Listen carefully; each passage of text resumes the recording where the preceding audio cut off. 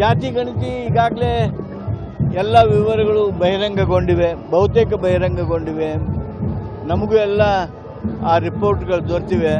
17ನೇ ತಾರೀಕಿಗೆ ವಿಶೇಷ ಸಭೆಯನ್ನು, ಕ್ಯಾಬಿನೆಟ್ ಸಭೆಯನ್ನು ಕರೆದಿದ್ದಾರೆ. ನಾನು ಇಷ್ಟೇ ಹೇಳೋದಕ್ಕೆ ಬಯಸ್ತೀನಿ, ಇದರಲ್ಲಿ ರಾಜಕಾರಣ ಮಾಡೋದಕ್ಕೆ ಹೋಗಬಾರ್ದು. ಸಮೀಕ್ಷೆಗಳು ಏನಿದೆ ಅನ್ನೋದು ಗೊತ್ತಿಲ್ಲದೇ ಆಗಲೇ ತಮ್ಮ ಅಭಿಪ್ರಾಯ ಕೊಡೋದು, ಅಥವಾ ಸರ್ಕಾರ ಏನು ನಿರ್ಣಯ ಮಾಡಿಲ್ಲ, ಏನು ಸಮೀಕ್ಷೆ ಆಗಿದೆ ಆ ಸಮೀಕ್ಷೆಯನ್ನು ನಾವು ಈಗ ಮಂಡನೆ ಮಾಡಿದ್ದೇವೆ. ಅಶೋಕ್ ಅವರು, ನಮ್ಮ ವಿರೋಧ ಪಕ್ಷದ ನಾಯಕರು, ಇದನ್ನು ಮಾನ್ಯ ಸಿದ್ದರಾಮಯ್ಯನವರು ಮನೆಯಲ್ಲಿ ಬರೆದಿದ್ದಾರೆ ಅಂತ ಹೇಳುವಂಥ ಪ್ರಯತ್ನ ಮಾಡಿದ್ದಾರೆ. ನಾನು ಇಷ್ಟೇ ಕೇಳ್ತೀನಿ, ಯಾವುದರ ವರದಿ ಯಾರ ಮುಖ್ಯಮಂತ್ರಿಗಳ ಇದರಲ್ಲಿ ಬರ್ತಾರೆ, ಏನು ನಿಮ್ಗೆ ಅದರಲ್ಲಿ ಏನಾದರೂ ತಕರಾರುಗಳಿದ್ದರೆ, ಇದು ಹೀಗೆ ಮಾಡಿಲ್ಲ ಅಂತ ಆದರೆ ನೀವು ಆ ರೀತಿಯಾಗಿರ್ತಕ್ಕಂಥ ಅಭಿಪ್ರಾಯವನ್ನು ಸೂಚಿಸಿ ಅದಕ್ಕೇನು ಸರಿಪಡಿಸೋದಿದ್ದರೆ ಮಾಡ್ತಿದೆ. ಸರ್ಕಾರ ಇಷ್ಟು ಅವಕಾಶ ಕೊಟ್ಟಾಗೂ ಸಹಿತ ಈ ರೀತಿ ರಾಜಕೀಯ ಮಾಡೋದನ್ನು ಏನು ಮಾಡೋದಕ್ಕೆ ಹೋಗ್ತಾ ಇದ್ದಾರೆ. ಇದು ಸರಿಯಾದ ಕ್ರಮ ಅಲ್ಲ. ಯಾವುದು ಅವೈಜ್ಞಾನಿಕ ಐತಿ? ಆದ್ರೆ ಓದೋದನ್ನ ಅವೈಜ್ಞಾನಿಕ ಅಂತೀರ? ಏನದು ಅವೈಜ್ಞಾನಿಕ ಆಗಿರೋದು? ಈಗ ನಿಮ್ಮ ಮನೆಯದು ಮಾಡಿದ್ರೆ ನಿಮ್ಮದು ಸಹಿ ಐತಿ, ನೀವೇ ಬರೆದು ಕೊಟ್ಟಿರಿ, ನಮ್ದು ಈ ಜಾತಿ ಅಂತೇಳಿ. ಅವೈಜ್ಞಾನಿಕ ಹೆಂಗಾಗುತ್ತೆ?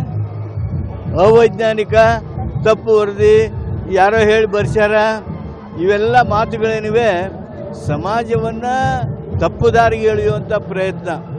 ಇವೆಲ್ಲ ಸಮಾಜದ್ರೋಹಿ ಮಾತುಗಳು.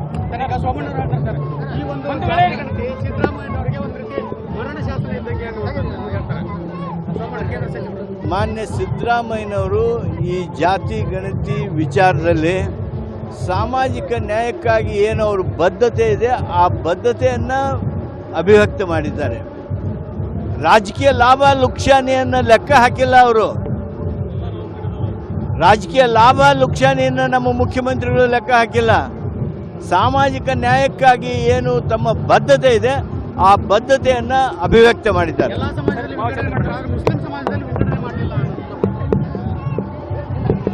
ಅವರು ಮುಸ್ಲಿಮ್ಸ್ ಅಂತ ಬರೆದು ಕೊಟ್ಟಾರೆ. ನಾ ಹೇಳಿದ್ನಲ್ಲ, ನಿಮ್ಮ ಜಾತಿ ಯಾವುದು ಅನ್ನೋದನ್ನು ನೀವೇ ಬರೆದು ಕೊಟ್ಟಿದ್ದೀರಿ. ಯಾರು ನೀವು ವಿಂಗಡಣೆ ಮಾಡಿಕೊಂಡ್ರೆ ಯಾರೇನು ಮಾಡೋಕ್ಕಾಗುತ್ತೆ?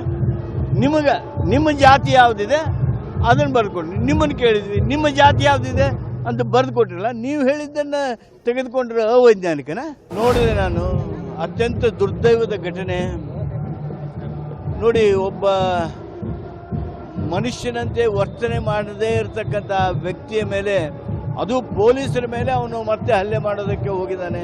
ಪೊಲೀಸರು ತಮ್ಮ ಉಳಿವಿಗಾಗಿ, ತಮ್ಮ ಬದುಕಿಗಾಗಿ ಅನಿವಾರ್ಯವಾಗಿ ರಕ್ಷಣೆ ಸಲುವಾಗಿ, ತಮ್ಮ ರಕ್ಷಣೆ ಸಲುವಾಗಿ ಒಂದು ಹೆಜ್ಜೆಯನ್ನು ಇಟ್ಟಿದ್ದಾರೆ.